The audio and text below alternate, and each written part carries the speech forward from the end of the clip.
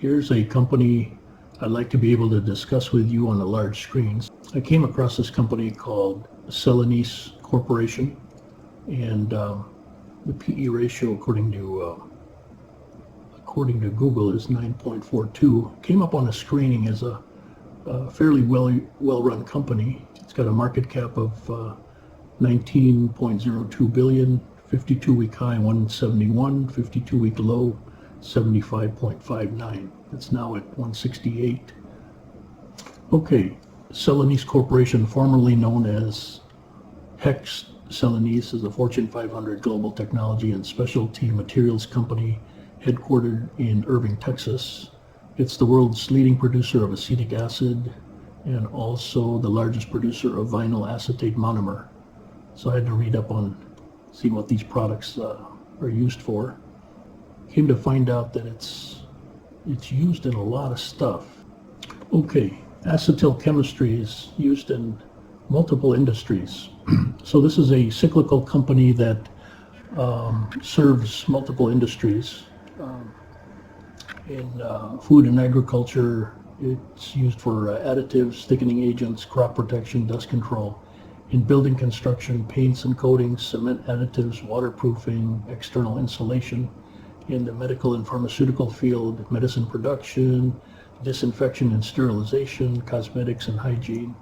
In the automotive industry, used in safety glass, inks and solvents, solar photovoltaic cells, and glass fiber. In packaging and paper industry, it's used in adhesives, coatings, food packaging, and surface protection. So it's got a lot of uses for its products. And currently it's the #1 provider of this type of chemistry.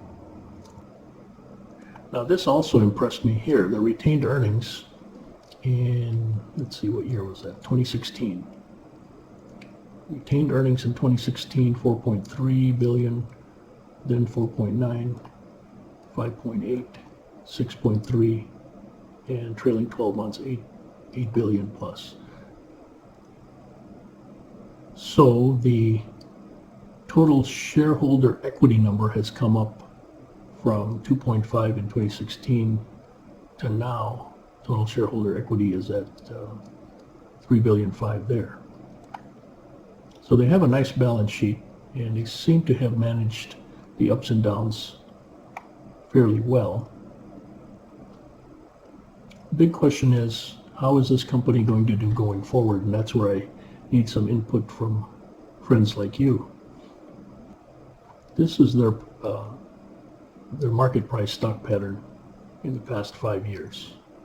So here from about 2016 and a half, they climbed, they dipped in 19 a little bit there, then they climbed up again, and then with coronavirus, they took a big dip. But since about March of 2020, it's had a nice dramatic increase in market price. So now the big question is, could it be overvalued?